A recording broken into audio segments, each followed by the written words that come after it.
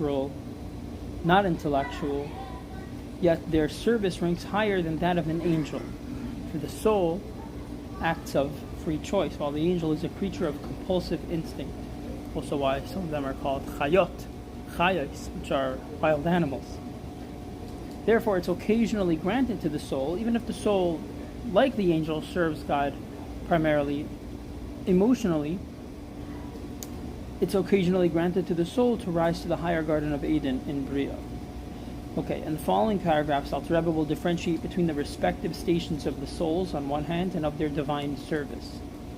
In other words, the actual Torah and mitzvahs that the soul studies and observes.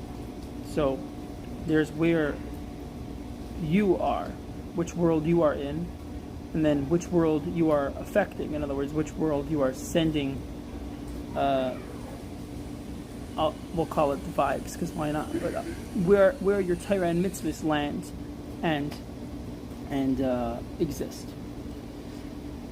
But before examining his words, an introduction is in order, so I'm reading here in English. Although we spoke above of the spheres of each of the four worlds, it must nevertheless be understood that the spheres of each world do not constitute the world itself.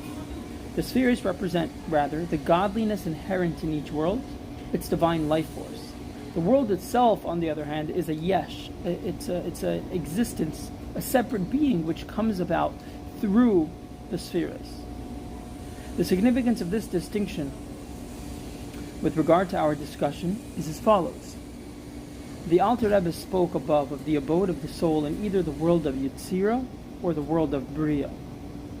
Yetzirah being the world lower than Bria, and that is for emotional service of God, and then Bria being for intellectual service of God. Now, of course, intellectual doesn't mean that it's not emotional, but it means that it is fueled intellectually. The emphasis here is on the world, the word world. The soul's abode in the world of Bria or Yetzirah, also described as the Heichalot, the chambers of these worlds, not in the spheres of these worlds. I'm going to read that again because I don't know if I understood what we just said. First of all, we said that there's a differentiation between the spheres of each world and the world itself. The spheres are the godliness of the world, whereas the world, olam, from the term helim, is a concealment on the godliness. It seems to be a separate entity. And now this distinction is important because we spoke about the world of Yetzirah and the world of Bria, and the emphasis is on the word world. The soul's abode in the world of Bria, if it serves God intellectually, with being fueled intellectually, or the world of Yetzirah, which is emotional, which are also described as the chambers of these worlds.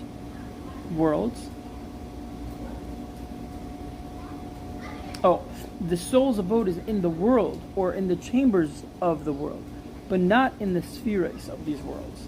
But the divine service that you perform, the Torah that you learn, and the mitzvah that you do, that ascends to the actual spheres of the appropriate world. In other words, it is absorbed within God. In fact, the soul's reward in the Garden of Eden, described before as the pleasure of basking in the radiance of the Shekhinah, is actually the radiance of Torah and mitzvahs that you observe in this physical world, which have ascended to the supernal spheres. So you can and do exist in another world, primarily. Your service of Hashem is absorbed within God. Now, Alter Rebbe's words. Okay, that's going to be much better. And all the aforesaid concerns the abode and station of the souls. The Rebbe notes that station is not necessarily synonymous with abode. The word midar or mekayim, a soul whose abode is in Yetzirah, may rise periodically on Shabbos and Rosh Chodesh, as we learned, to a temporary station in Bria. But But the Torah, that's where is the soul? But which are godliness. It's a manifestation of godliness. And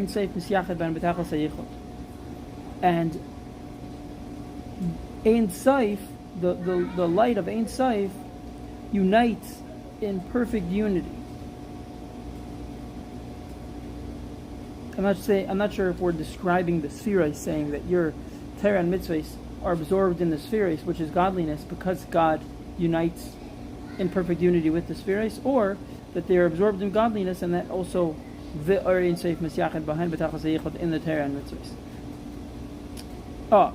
It's saying the spheres, that your Torah and Avodah are nechlales in the Yod spheres, which are Bechinas Elikus, and Ein Sof is Misyachid behind B'tachas Hayichud.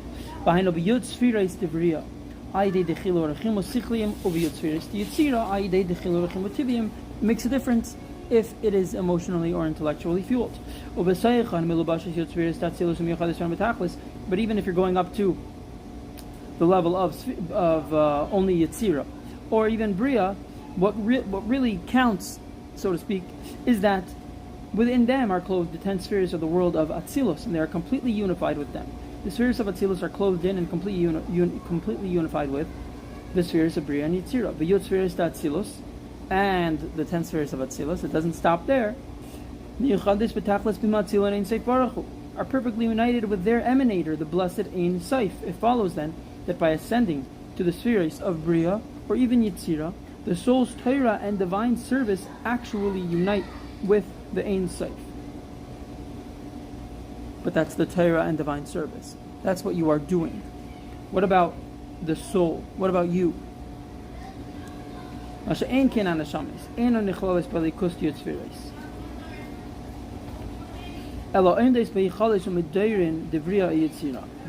in the chambers and abodes of Bria or Yetzirah, which are the worlds of, that's a translation here, separate beings that are not united with God, as are the spheres. There,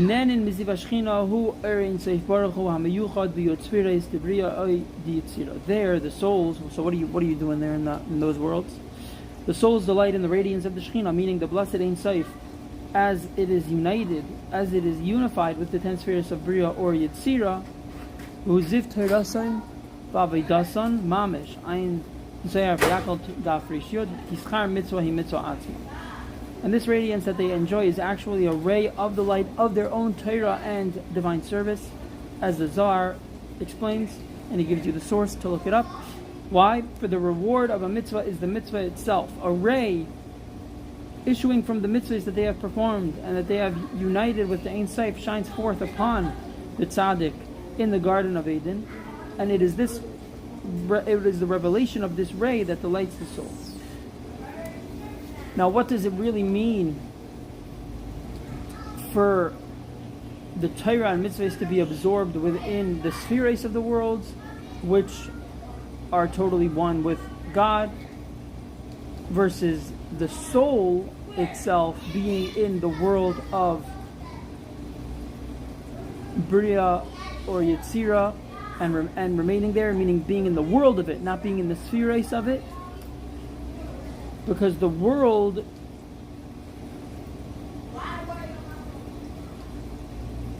is something, it's a world, it's another concealment. It isn't complete revelation of godliness. However, what is the soul doing in that world? It is experiencing the revelation of the godliness that was affected by its Torah and mitzvahs, which are now completely absorbed in God.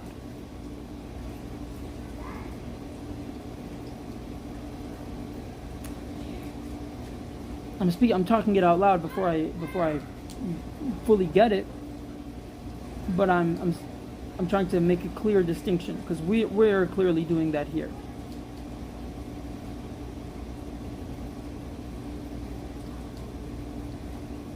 The souls are delighting in the radiance of the Shekhinah, meaning Ein Sof Baruch Hu, as he is unified in the 10 spheres of Bria or Yetzirah.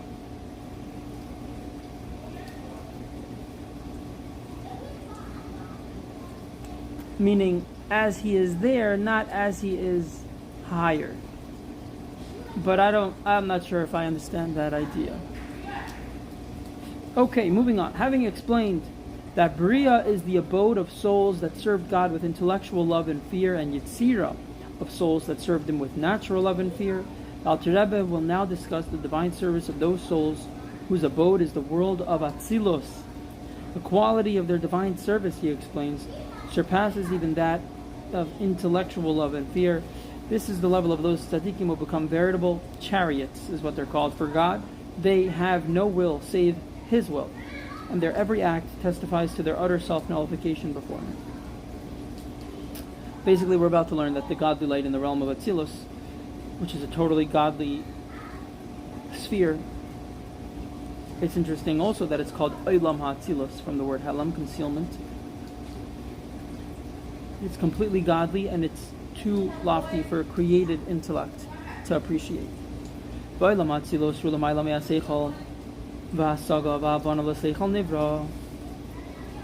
world of Atzilus is beyond the intelligence, grasp, and understanding of a created being's intellect. Even a spiritual being in the world of Bria is, after all, a created being, and Atzilus is beyond its grasp as well. The Chachma,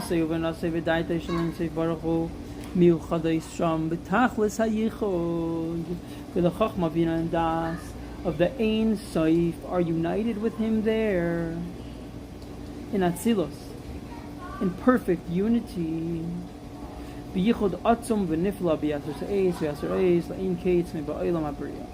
a profound and wonderful unity, infinitely superior to that unity found in Bria.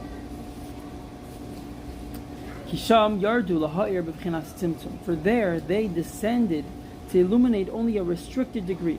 So what we're learning now will help us to understand what I said I didn't get before, which is the difference between what the soul, where the soul is, and what the soul does in the world of Yetzira or Bria, and then what the mitzvahs and the Torah that the soul has done and learned, where they are and what they are experiencing, so to speak, or what they're affecting.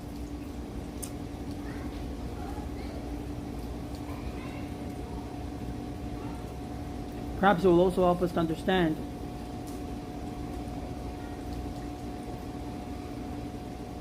why these tremendous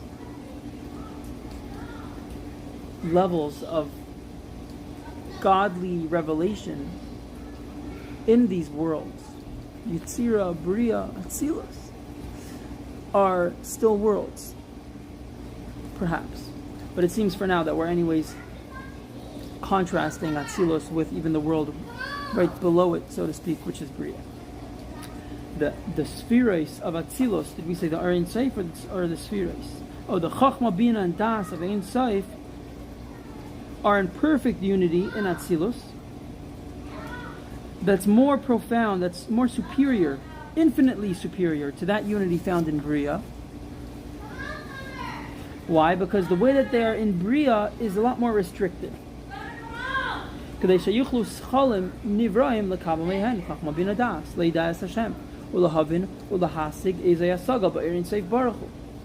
so as to enable the intellect of created beings, namely the angels and souls of Bria, to receive Chabad, Chachma Bina Das, wisdom, understanding, knowledge, from these spheres of Atzilus, so that they might know God, and so that they might grasp and comprehend something of this Ein Sof light.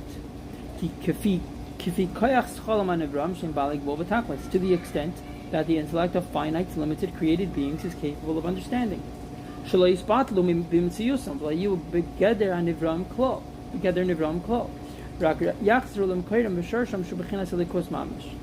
achieve this purpose, a contraction of Chabad of Atzilus was necessary, lest they, the created beings of Bria, dissolve out of existence, unless they furthermore cease altogether to exist as created beings, reverting instead to their source and root, namely godliness itself.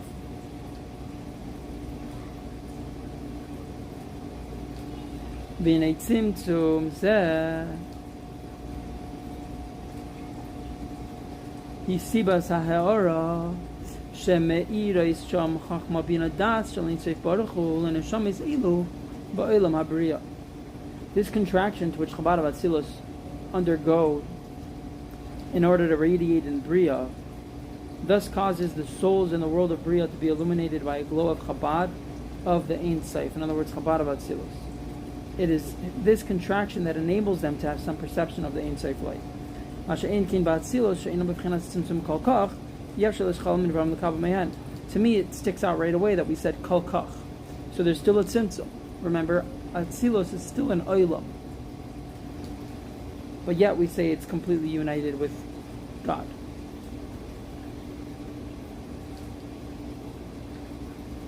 That's why it's a don't ask productions. I'm kidding, you should always ask. This contraction which Chabad of Atzilus undergo in order to radiate in Bria thus causes the souls in the world of Bria to be illuminated by a glow of Chabad. Right? The created intellectual beings of Bria cannot, however, apprehend Chabad as they are in all their undimmed intensity in the world of Atzilus, where Chabad are not contracted to such a great degree as in Bria. This translation seems to be contradicting itself, because it says that the intellectual beings of Bria cannot apprehend Chabad as they are in their undimmed intensity, which seems like there is no dimming of their intensity in Atzilus. But then we say where Chabad are not contracted to such a great degree as in Bria, which means that they are contracted. For the very fact of their being spheres, as the translation continues to explain, in other words, individual defined categories, indicates that Chabad are merely contracted, limited manifestation of the undefinable Ein Sof. The degree of contraction, however, is much less than that of Bria, and therefore the creatures of Bria cannot receive intellectual illumination from Chabad of Atzilus.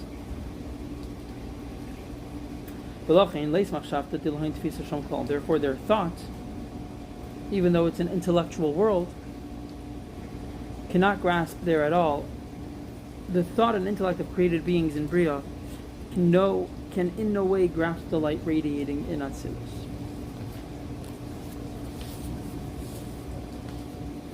For this reason, Atzilus is the abode of the great tzaddikim,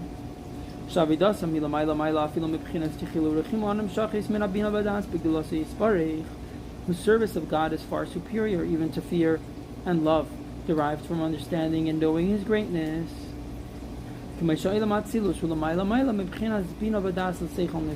Atzilus transcends by far the level of the understanding and knowledge of a created being's intellect. Their service, the tzaddikim and Atzilus, is on the level of an actual chariot of the blessed Ein Sof.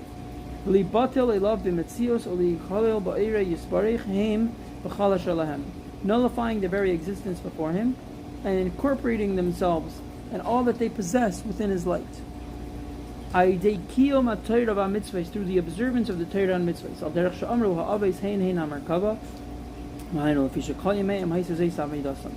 Our sages applied such a description to the patriarchs, saying that they themselves constituted the divine chariot, for this was the patriarchs' level of service throughout their lives. The patriarchs were constantly in that state of self-nullification before God, denoted by the term chariots, merkava. Similarly, in the case of the tzaddikim spoken of here, through their Torah and mitzvahs, they effect the highest degree of self-nullification before God in themselves and in all their affairs. The abode of their souls, therefore, is likewise in a world pervaded with the spirit of self-nullification, namely the world of Atzilus. But he whose soul's root is of too limited a capacity for this perfect service on the level of a chariot, so that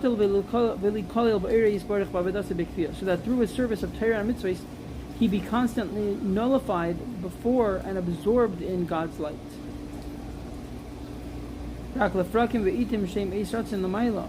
he can therefore attain this state only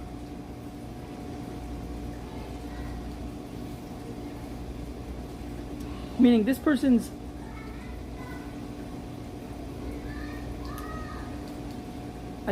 I'll use the word incapable. The translation here says too limited a capacity. Alter Rebbe's words are Shesherish nishmasei katan mehachil.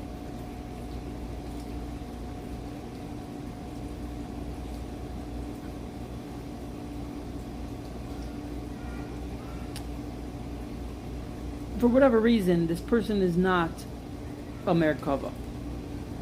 And he can only attain this state intermittently and at times of divine favor on high. For example, in the Amida and davening, there's a chopper.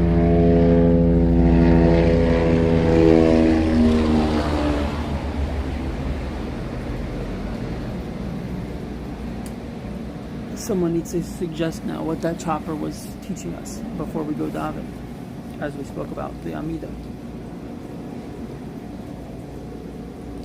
The 4 rungs in the ladder of prayer correspond to the 4 worlds. The prayers preceding Baruch She'amar correspond to Asiya. The verses of praise to Yetzirah. The Shema to Bria and Shemina Esrei Atzilus. And especially within the Amida corresponds to the level of Atzilus, which is finally when this soul, who we said, Nishmasai Katan Mehachil, right? Yeah. Ma'avodah Samazai. Even this soul, by the Amida, could finally become like a Merkava. Especially when bowing in the 4 designated places. Where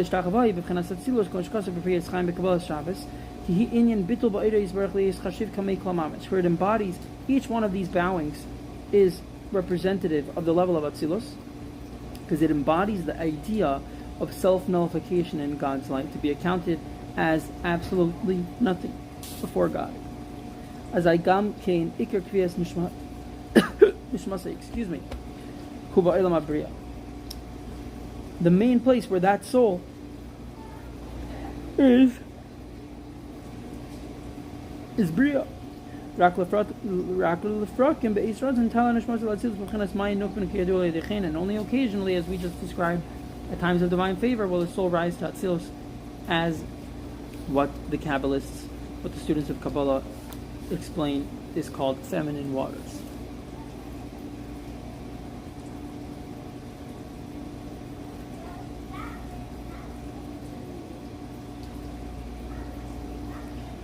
I like the way that they write this takeaway here in the Chayena. For something to be meaningful in your life, you need to relate and connect to it.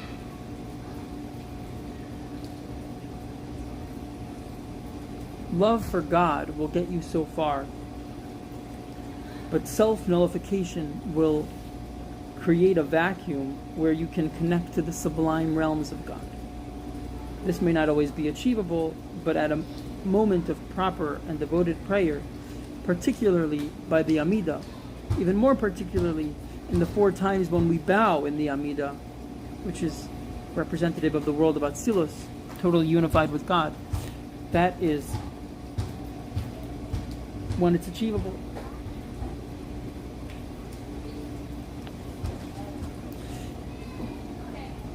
In today's lesson, our endeavor is to at least arouse, because this is for Tuesday, what we're about to learn.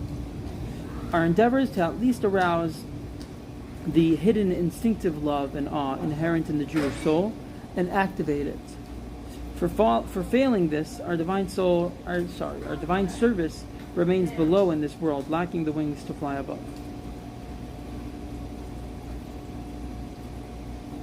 As is known, the story of the 2 shuls, one of them had a lot of prayer in it, and one of them had none. And upon closer investigation, it became clear that the one that had a lot of prayer in it was one where everyone's ego was getting in the way of their divine service. So it remained below, it remained in shul. And the shul that had no prayer in it was because everyone's prayers and everyone's acts of kindness and the camaraderie and everyone's being involved in a lifestyle of doing Hashem's will, putting their ego aside, that's what allowed for the divine service to rise above the shul, out of the shul. It wasn't inside. It was merely what a shul is, which is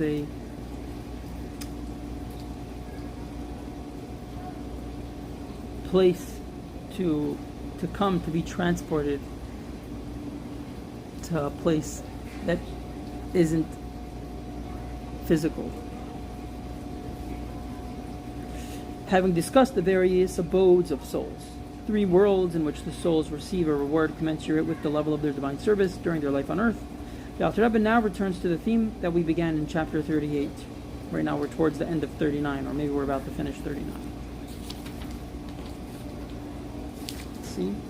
Yeah, we're towards the end of 39. There he noted in chapter 38, this is what we're coming back to, that kavana in mitzvahs, which is the soul of the mitzvahs, can be classified into various categories. The intention behind what you do, the mitzvah that you're doing, can be classified into various categories corresponding to the different levels of souls found in living beings, the souls of animals and man, and so on. A kavana, which consists of intellectual love and awe of God, is like the volitional soul of man. It's intellectual. It's simply more human.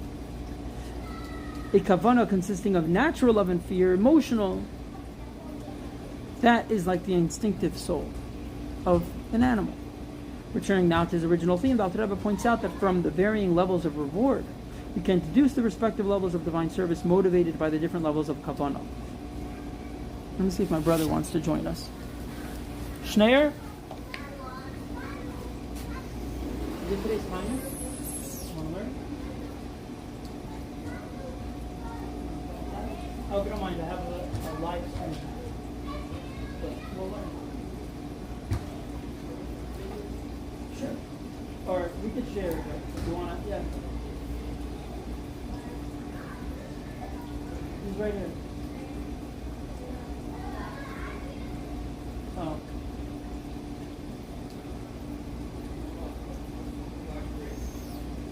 Okay. So,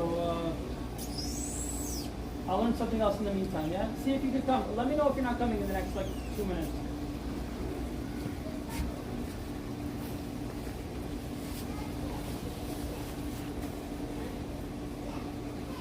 Okay.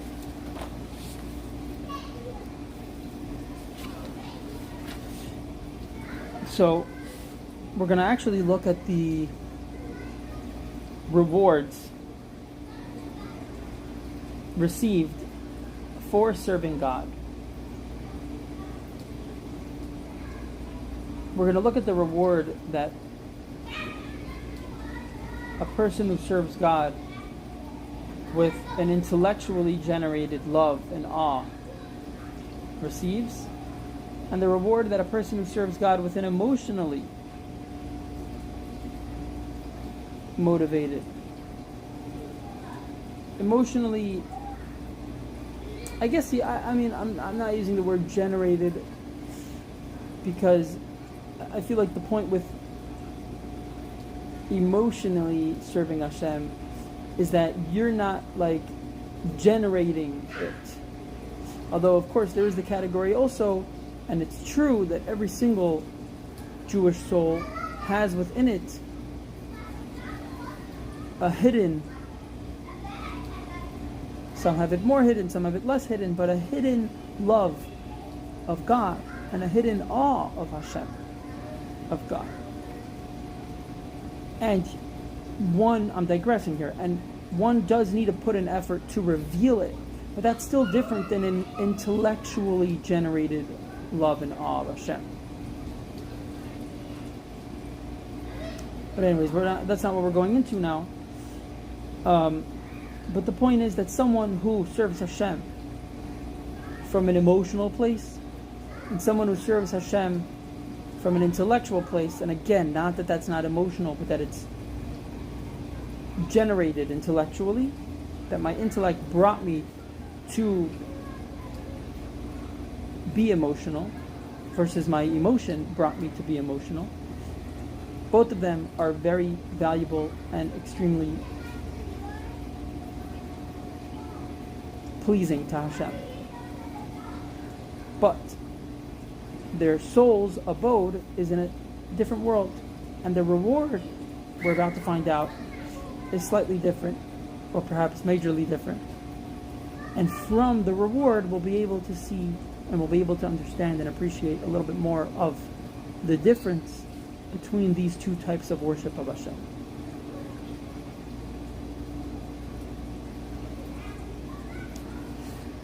Who's ready?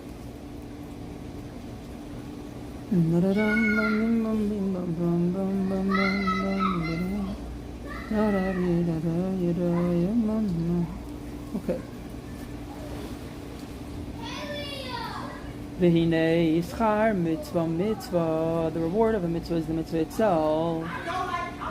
Unlike wages paid to a laborer, for example, which are no index of the nature of the work performed, the reward for a mitzvah, in other words, the revelation of godliness experienced by the soul that performed the mitzvah, is actually the fruit of the mitzvah itself. The revelation consists of a ray of the godly light emitted by the mitzvah. It's a little bit more like, just because we're using the concept of wages paid to a laborer to contrast it, I would say it's a little bit more similar to like a sharecropper who's working in the field, and his wages comes from the success of the growth in the field. For today's world, we definitely understand the concept of a shareholder more than a sharecropper. I'm just like giving a haskalah. Started just the first line. Mr. Schneier, you might know him. Okay, so basically we're saying that by looking at the difference between the schar for a neshama that serves Hashem with seichel, and a neshama that serves Hashem primarily with midos, by looking at the difference, we'll understand the difference, right? Yeah. So the reward of a mitzvah is the mitzvah itself. Unlike if I ask you to do something for me and you go do it and then I pay you $10, we could be invested in the same company and we're both working and gaining. So that is really the idea of schar mitzvah. But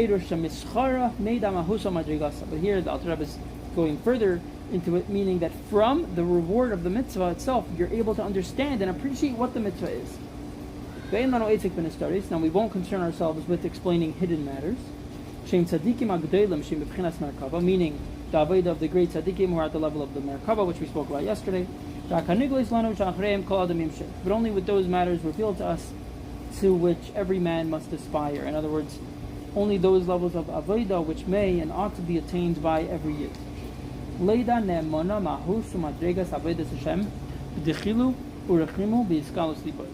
One must know with certainty that the essential nature and rank of divine service with fear and love revealed in the heart, derived from understanding and knowledge of the greatness of the blessed Ein Sof, of which it was said earlier that the reward for this avodah motivated by this type of avanira, which is sichli, right, it's intellectual, is in Olam HaBriya. Mekayma b'yud sfira is tebriya.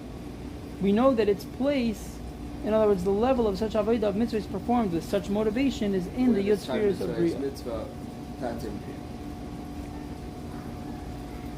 Yeah.